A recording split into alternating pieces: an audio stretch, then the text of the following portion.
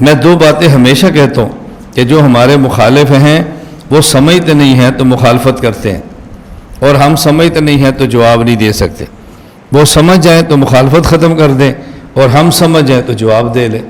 ہمارے دورہ تحقیق المسائل کا بنیادی مقصد یہ ہے کہ ہمارے حضرات کو اپنے عقائد سمجھ آئیں، اپنے مسائل سمجھ آئیں۔ ایک تو ان کو اپنے مسئلے پر شرح صدر ہو، یہ کبھی بھی چھوڑیں گے نہیں۔ نمبر دو، اپنے مسئلے پر شرح صدر ہوگا تو پھر دوسرے کو جواب دینا بہت آسان ہوگا۔ ہمیں دوسروں سے غرض نہیں ہے وہ کیا کرتے ہیں۔ میں نے آپ کی خدمت میں صبح بھی عرض کیا کہ ہم پورے دورہ تحقیق المسائل میں اپنے عقیدے کے مخالف جو لوگ بطور مقتدا کے ہیں، ہم جن کو غلط سمجھتے ہیں، جو ان کے بانی بھی ہیں، نہ ہم نام لیتے ہیں، نہ کیچڑ چلتے ہیں، نہ ہمیں اس سے غرض ہے۔ ہمیں غرض صرف یہ ہے کہ اپنا عقیدہ بیان کریں۔